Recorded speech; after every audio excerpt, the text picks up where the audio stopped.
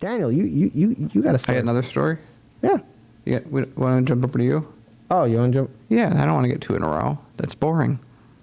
Did I just do? Oh, wait. I do have a story. I'm going. I got you, folks. I'm having Joe-mentia.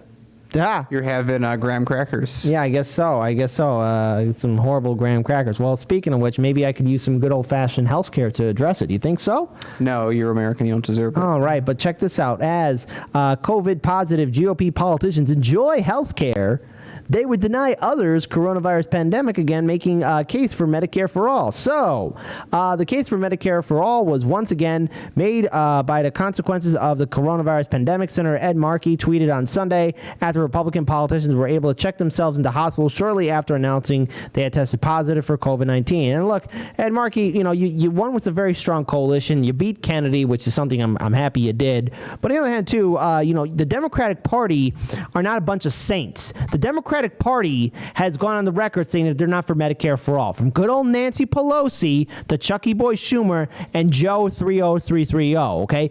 All those people, all those politicians, all those neoliberal Democrats are against Medicare for All, too. Now, it's easy to punch down on the Republicans. The GOP has made it very clear they're not for anything progressive. They're not for any Medicare for All. But the Democrats are not going to walk into this entire argument as saints when that entire party torpedoed Bernie Sanders and the progressive movement, Tulsi Gabbard and Andrew Yang. I don't want to hear that stuff about how the GOP is denying Medicare for All. I know that they're doing that. We know that. That's like saying water is wet and that the sky is blue. Water's wet? Yes, I know. It's breaking news. But here's the issue. Is water technically wet? The Democratic Party has been denying Medicare for All, and they could have been winning on this issue. So they're not untouchable. So Ed Markey, it's a pot calling the kettle black. I mean, who do you think you are? You're with a political party that's against Medicare for All. I know the GOP is against Medicare for All. So let's go further into this article.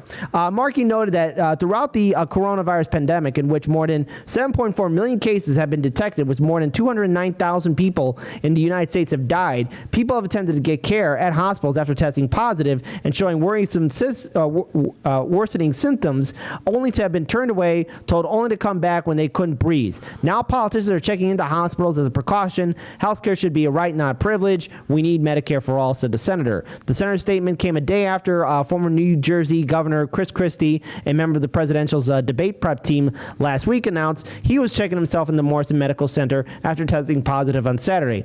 While I am feeling good and only have mild symptoms due to my history of asthma, we have decided it is an important precautionary measure, Chris Christie tweeted. So that's great. Hey, politicians, so happy that you're getting health care that's paid by us, the American people, health care that's being denied by us, from you to us. So in other words, politicians, yeah, okay, you're getting the health care. What about the rest of us? What about the people that are walking out of the hospitals with either between $100K in medical debts to $1 million?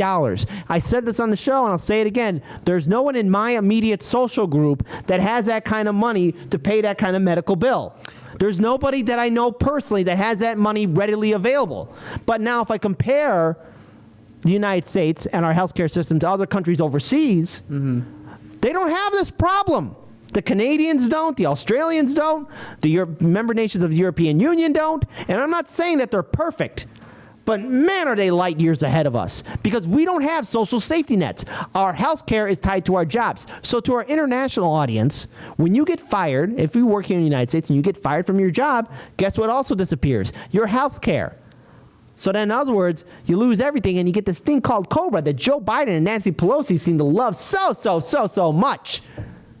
I mean, everyone should be angry right now. But the problem with Ed Markey, him being a Democrat and saying, well, the GOP is doing this. I get it. The GOP are hypocrites. This is what the Republican Party does, Ed. It's their entire platform. As we say, not as we do. But the Democrats are denying it, and they could have the high ground. But you want to know why they're not going to do it? Because of their donors. 90% of the time, the senators and House representatives, they're on the phone calling their donors so they get more money, so they get reelected, so they can write more bills for their donors, so they get right back on their asses and calling up their donors. Everyone should be furious. So I get it. Here's my Joe Biden impression. I get it. Yes, the GOP is doing this. They're hypocrites. It's what they do. We've all seen them do this.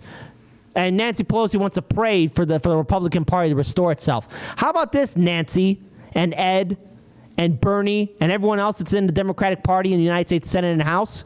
How about fighting for Medicare for all? How about actually doing your jobs and actually fighting for it and doing something good to help the people? Because this virus isn't going away anytime soon. And how about something else, too? Just one last thing. Why do you politicians think you deserve quality health care when you're letting your own people die? Because they think they're better than us. Let's be real. It's exactly what it is. We're not. We're just like animals running around. They're not.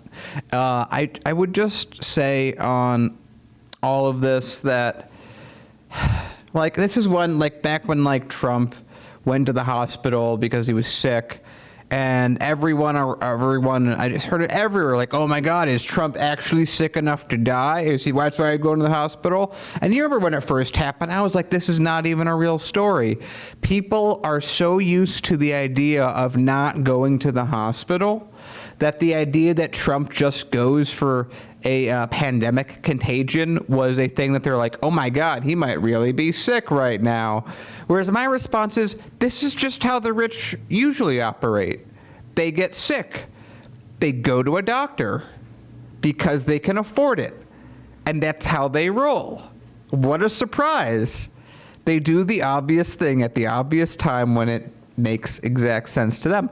The problem is, us regular schlub animal people, we're not used to that because we don't have Medicare for all.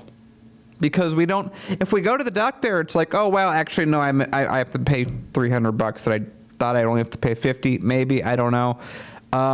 It's crazy that, like, you know, I have to actually, because I keep forgetting to do it. Well, yeah.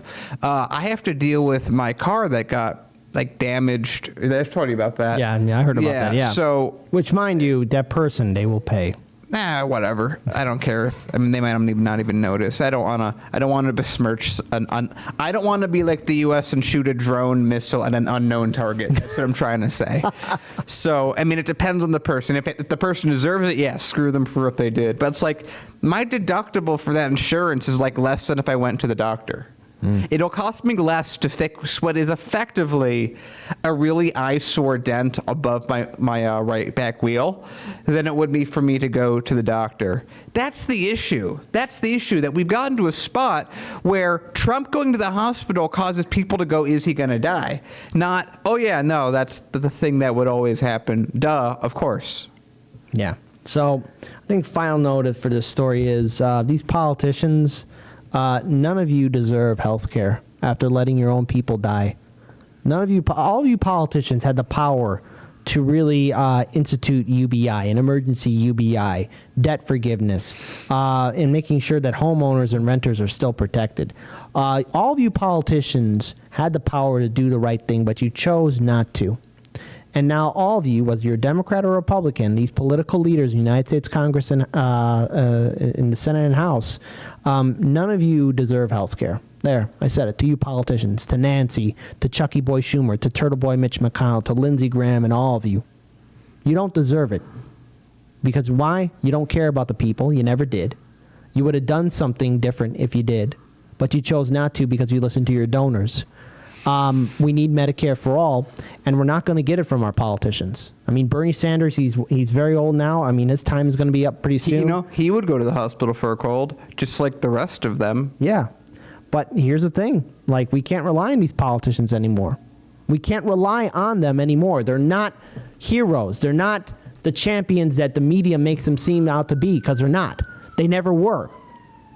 It's up to us to fight for Medicare for all. It's up to us to be on the streets. It's up to us to start screaming at these politicians and make them uncomfortable. People should be protesting right in front of those hospitals, demanding these politicians be held accountable. I don't want them to feel comfortable. I don't want them to feel relaxed as their families, because they get to walk out of that hospital A-okay. They don't have to worry about paying those bills. They don't have to worry about losing their home. They don't have to worry about losing their car or anything else. They don't have to worry about anything. And we're the ones paying the bill. Mm-hmm. They don't deserve crap. They don't deserve sympathy. None of them, whether they're GOP or Democrat. That's right. Democrat voters and Republican voters, I'm talking about your favorite politicians in the United States Senate and House. None of those bastards deserve sympathy. None of those bastards deserve any kind of thoughts and prayers, because they're not taking care of us. They're letting us suffer. They're letting us struggle. And they get to walk out okay? No. That is not fair at all. And Take their privileges away from them. Protest in front of those hospitals. Make them feel uncomfortable. Because, goddamn it, we're struggling every single goddamn day. It's not right. It's not fair. It's in our hands, not in theirs.